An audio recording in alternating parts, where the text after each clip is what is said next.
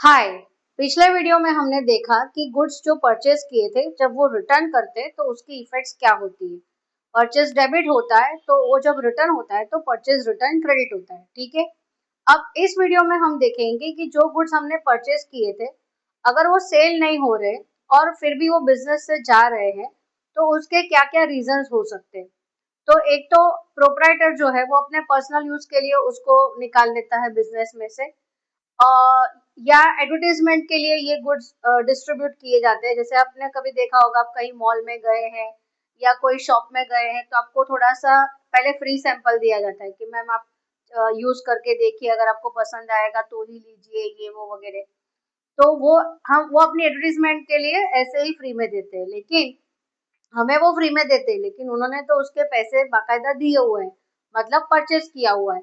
तो उस केस में क्या एंट्रीज आएगी, और बाकी सारे बहुत से रीजंस है जो जहाँ पे परचेजेस किए हुए गुड्स बिजनेस में से जाते हैं, लेकिन वो एक के बाद एक हम देखेंगे। और अभी जो बड़ी बड़ी एंट्रीज आएगी, कंबाइंड एंट्रीज आएगी, पूरा पूरा सम जो होगा वो मैं आपको बुक में करके दिखाऊंगी, क्योंकि बोर्ड पे इतना सारा लिखना और याद रखना पॉसिबल नहीं होता, मेरे लिए भी और आपके लिए भी। एक एक एंट्री मिटानी पड़ेगी, एक एक एंट्री लिखनी पड़ेगी, तो बेटर है मैं कि बुक के अंदर पूरा फॉर्मेट ड्रॉ करके आपको बताऊं एक एक एंट्री करके। और जैसे कि आपने यहाँ पे फॉर्मेट वगैरह तो सब देख ही लिया है, तो आपको अब जर्नल एंट्री समझनी है। और लेजर का फॉर्मेट भी मैं आपको बोर्ड पे बता दूंगी, और उसका एंट्री कैसे करना है, पोस्टिंग कैसे करना है, वो मैं आपको बुक्स में बताऊंगी। मतलब जो जैसे पॉसिबल होगा वैसे मैं करती जाऊंगी। अगर बोर्ड पे पॉसिबल हुआ तो बोर्ड पे बताऊंगी, नहीं तो बुक में करके बताऊंगी। आपको पढ़ने से मतलब है, मतलब आप बोर्ड पे पढ़ो या बुक में पढ़ो। तो यहाँ पे हम बात कर रहे हैं कि जब गुड्स परचेस किए लेकिन उसको सेल नहीं किया जा रहा है, मतलब सेल के लिए वो बाहर नहीं जा रहे, वो किसी और रीजन से बाहर जा रहे हैं। तो जैसे कि प्रोप्राइटर अपने लिए खुद उसको यूज करने के लिए निकाल लेता है, तो प्रोप्राइटर तो पर्सनल अकाउंट है, लेकिन वो बिजनेस से डिफरेंट एंटिटी है। जैसे मैंने पहले भी बताया था कि प्रोप्राइटर और बिजनेस दोनों को अलग अलग ट्रीट करना है। तो जब प्रोप्राइटर अपने बिजनेस में से अपने लिए कोई भी चीज निकालेगा, चाहे वो कैश हो या गुड्स हो, तो तब वो अपना ड्रॉइंग्स अकाउंट डेबिट करेगा, क्योंकि वो रिसीवर है। तो यहाँ पे अब हम ए के बुक में लिख रहे हैं, तो एज ड्रॉइंग्स अकाउंट डेबिट लिखा है मैंने, क्योंकि ए इज द रिसीवर। भले मैं खुद ए हूँ, लेकिन मैं बिजनेस से अलग हूँ और मुझे एंट्री बिजनेस बनकर करनी है।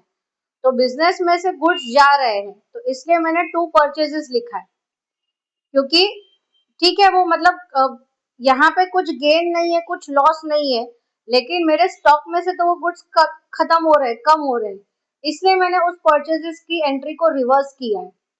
तो as account debit, as drawings account, sorry, as drawings account debit to purchases account. Drawings account क्यों? क्योंकि वो गुड्स विड्रॉ कर रहा है, मतलब कैश विड्रॉ करता है तो भी same entry, as drawings account debit to cash, लेकिन यहाँ पे वो गुड्स लेके जा रहा है और मैंने टू परचेजेस लिखा है, क्योंकि जनरली हम क्या करते हैं, परचेज नॉमिनल अकाउंट कंसिडर करते हैं, तो debit the expenses and losses and credit the incomes and gains.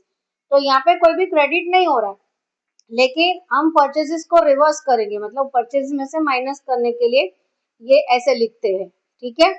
और यस, 2000 रुपीज प्रोपराइटर जो है वो बिजनेस को पे करेगा, इसलिए भी शायद मतलब क्रेडिट द इनकम्स और गेन्स कंसिडर करके हम इसको कर सकते हैं।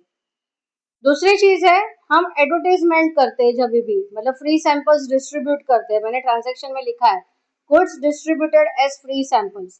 तो वो क्या होता है, तो हम अपना बिजनेस का मार्केटिंग कर रहे हैं, गुड्स का मार्केटिंग कर रहे हैं, तो इसीलिए advertisement account debit to purchases account. मतलब यहाँ पे आप टू गुड्स भी लिखेंगे, लेकिन जब हम परचेज करते हैं तो हमने परचेजेस लिखा है, तो उसको उसमें से हम माइनस करेंगे, इसलिए यहाँ पे टू परचेजेस लिखा है। तो वो लॉस, एडवर्टीजमेंट एक तरह का लॉस है, तो इसलिए 1000 को डेबिट किया हुआ है एडवर्टीजमेंट करके, नॉमिनल अकाउंट करके। और यहाँ पे हमने परचेजेस में से कम करने के लिए परचेजेस को क्रेडिट किया हुआ है। ऐसे ही तीसरा एक केस आता है, जब उसमें गुड्स की चोरी होती है या गुड्स डैमेज हो जाता है और उसका अगर इंश्योरेंस नहीं लिया हुआ है। जनरली क्या होता है कि बिजनेस एंटिटीज जो होती है वो अपने गुड्स को इंश्योर करके रखती है, लेकिन कभी कभी क्या होता है कि इंश्योरेंस एक्सपायर हो जाता है और प्रोप्राइटर को याद नहीं रहता, या जो भी होता है, और कोई कोई लोग होते हैं वो इंश्योर नहीं करते अपने गुड्स, तो इंश्योरेंस नहीं होता, तो जो भी उसका चोरी हो गया है या डैमेज हो गया है, मतलब ट्रांसपोर्टेशन में ले जाते समय, लाते समय, या किसी भी तरह से आग लग गई शॉप में, कुछ भी हुआ और गुड्स जल गए, चोरी हो गए, या किसी भी वजह से डैमेज हो गए, आउटडेटेड हो गए, एक्सपायर हो गए, तो ऐसे केस में सारे के सारे केस में परचेजेस क्रेडिट होगा, क्योंकि हम परचेज में से माइनस करेंगे। और जो भी मतलब अगर चोरी हुआ है तो उसका हम मतलब वो लॉस है, debit the expenses and losses, तो लॉस बाय थेफ्ट, डेबिट में क्या होगा, लॉस बाय थेफ्ट। फिर अगर जल गए हैं तो लॉस बाय फायर, और डैमेज हो गए हैं तो वही टू लॉस, मतलब गुड्स लॉस्ट इन ट्रांजिट, या गुड्स लॉस्ट, या गुड्स एक्सपायर, कुछ भी करके मतलब उसको हमें डेबिट में बताना है उसका, क्योंकि वो लॉस है। और क्रेडिट में हर बार परचेज आएगा, क्योंकि वो उसमें हम परचेजेस में से हम माइनस करेंगे, स्टॉक में से वो गुड्स माइनस हो जाएंगे, ताकि वो क्लोजिंग स्टॉक में अपीयर ना करें, क्योंकि वो फॉल्स स्टॉक होगा। अगर हम ये एंट्रीज नहीं करते सपोज, तो वो परचेजेस में कंटिन्यू दिखेगा, और एट द एंड अगर सेल की एंट्री नहीं हो रही है, मतलब सेल नहीं हो रहे ये गुड्स, तो कहीं ना कहीं ये क्लोजिंग स्टॉक में अपीयर करेंगे, जो कि फॉल्स रिप्रेजेंटेशन होगा। तो इसलिए फॉल्स रिप्रेजेंटेशन को टालने के लिए हम ये परचेजेस को क्रेडिट कर देते हैं, मतलब ये गुड्स अब बिजनेस के अंदर नहीं है, स्टॉक में नहीं है। Got it? इससे अलावा आपको कुछ और जानना है इस गुड से रिलेटेड, इस ट्रांजेक्शन से रिलेटेड, तो आप कमेंट कर सकते हैं। तब तक के लिए स्टे ट्यून।